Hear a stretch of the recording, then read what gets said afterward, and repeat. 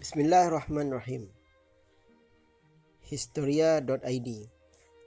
Theodor Herzl, orang di balik negeri Zionis.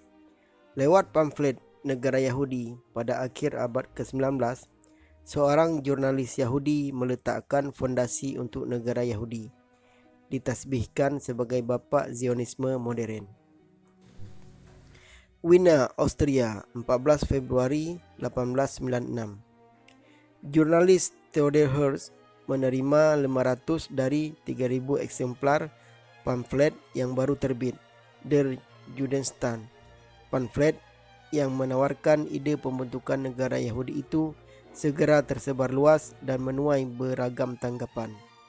Sejak itu, Theodor Herzl telah menancapkan tonggak sebagai bapa Zionisme modern. Di kemudian hari, makamnya ditempatkan di sebuah bukit dekat Yerusalem yang diberi nama Gunung Herzl. Theodor Herzl lahir pada 2 Mei 1860 dari keluarga kelas menengah kaya. Pada 1878, keluarganya pindah ke Wiener dan Herzl belajar hukum di Universitas Wiener. Sempat bekerja di bidang hukum, Herzl belakangan menemukan minat menulisnya. Ia bekerja sebagai jurnalis dan koresponden untuk New Freie Presse Wiener. Sebagai seorang Yahudi, Herzl mengalami antisemitisme yang membayangi komunitasnya. Ia menyebut, dimanapun orang Yahudi menginjakkan kaki di tanah yang baru, di situ antisemitisme selalu muncul. Masalah yang telah ada 18 abad ini harus dihentikan, tekadnya. Sejak akhir 1895, Herzl mulai menuliskan solusi atas masalah-masalah orang Yahudi. Ide tentang pembentukan negara Yahudi menurutnya bukanlah utopia. Baginya, tanah yang dijanjikan terlalu lama untuk ditunggu dan harus diusahakan. Paparan mengenai jalan mendirikan negara Yahudi itu diselesaikannya pada Januari 1896. Herzl menawarkan tulisannya pada 2 penerbit di Jerman, satu penerbit Yahudi dan satu penerbit bukan Yahudi. Keduanya menolak mentah-mentah tulisan Herzl.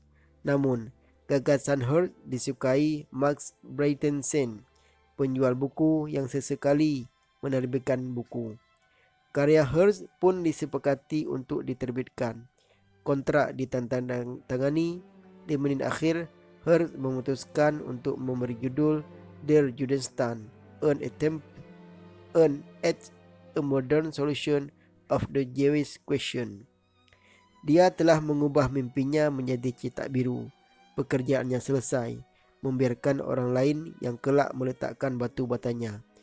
Tulis Ernst Powell dalam The Labyrinth of Exile, A Life of Theodor Herzl. Pihak penerbit membatasi cetakan pertama hanya 3.000 eksemplar karena meragukan prospek komersilnya.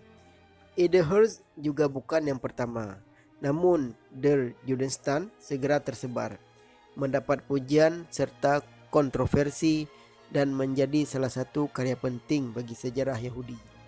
Dalam pendahuluan Der Judenstaat, Herzl menekankan bahwa masalah orang Yahudi harus diangkat sebagai masalah internasional dan diselesaikan dengan bantuan negara-negara besar. Sementara mengulang-ulang narasi penderitaan orang Yahudi baginya tidak menyelesaikan apapun. Ini adalah masalah nasional yang hanya dapat diselesaikan dengan menjadikannya masalah politik dunia untuk didiskusikan dan diselesaikan oleh negara-negara beradab di dunia dalam dewan, tulisnya. Dalam Der Judenstaat, Herzl secara ringkas menjabarkan mengenai mengapa membentuk satu negara Yahudi adalah solusi terbaik. Ia tidak menolak asimilasi Yahudi dengan bangsa lain yang selama ini menjadi solusi untuk menghapus antisemitisme. Namun menurut Herzl, asimilasi yang terjadi biasanya hanya sebatas pengakuan hukum. Asimilasi yang saya pahami tidak hanya kesesuaian eksternal dalam pakaian, kebiasaan, adat istiadat, dan bahasa, tetapi juga identitas, perasaan, dan cara asimilasi orang Yahudi hanya dapat dilakukan dengan perkawinan silang. Tetapi kebutuhan untuk pernikahan campuran harus dirasakan oleh mayoritas. Pengakuan mereka semata-mata oleh hukum pasti tidak akan cukup. Ia juga menyebut bahwa negara Yahudi diperlukan untuk mereka yang hanya beridentitas Yahudi, bukan Yahudi Prancis misalnya, yang telah memiliki kehidupan lebih baik. Negara Yahudi dengan sendirinya juga akan menghapus antisemitisme di kemudian hari. Dalam proposalnya, Herzl menganjurkan dibentuk The Jewish Company atau perusahaan Yahudi. Perusahaan ini meniru model perusahaan akuisisi lahan. Herzl menjelaskan bagaimana perusahaan ini akan bekerja untuk mengelola aset Yahudi, mengatur pekerja hingga metode mendapatkan modal. Bagaimana dan apa saja yang diperlukan dalam pembentukan negara Yahudi secara ringkas dipaparkan Herzl, mulai dari bentuk masyarakatnya, pendudukan wilayah, konstitusi, bahasa, hukum, hingga angkatan bersenjata. Soal di mana negara Yahudi akan didirikan, Herzl memiliki dua pilihan, Palestina atau Argentina. Menurutnya, Argentina memiliki tanah luas yang subur serta belum padat penduduk. Sementara Palestina memiliki ikatan sejarah kuat bagi orang Yahudi. Pada Juni 1896, Herzl pergi ke Konstantinopel dan berharap dapat bertemu Sultan Ottoman. Ia hendak meminta tanah di Palestina untuk dikelola orang Yahudi secara otonom. Sayangnya, Herzl gagal bertemu Sultan. Jika Yang Mulia Sultan memberi kita Palestina, sebagai imbalannya kita bisa mengatur seluruh keuangan Turki. Pada 1897, Herzl mulai menggalang dukungan tokoh-tokoh Yahudi untuk menyelenggarakan Kongres Yahudi pertama. Setelah gagal di London dan Munich, Herzl akhirnya menggelar kongres di Basel, Swiss. Kongres yang berlangsung pada 29 hingga 31 Agustus 1897 itu dihadiri sekitar 200 delegasi Yahudi dari berbagai negara Eropa serta dari Amerika Serikat. Kongres ini juga melahirkan organisasi Zionis yang kemudian menjadi organisasi Zionis sedunia. Jika saya menyimpulkan Kongres Basel dalam satu kata, yang harus saya hindari untuk tidak diucapkan di depan umum adalah ini. Di Basel saya mendirikan negara Yahudi, tulis Herzl dalam catatan hariannya pada 3 September, dikutip Powell.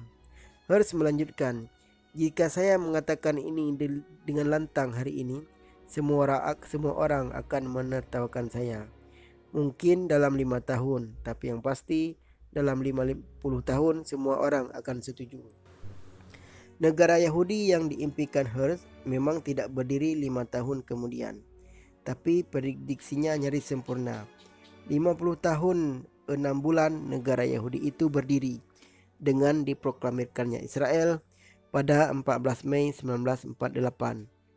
Herzl tentu saja tidak bisa menapakkan kaki di negara Yahudi impiannya itu karena ia sudah meninggal pada 3 Juli 1904 di Edlak, Austria. Namun, namanya diabadikan untuk pemakaman nasional Gunung Herzl di Israel, di mana makamnya ditempatkan di puncak bukit.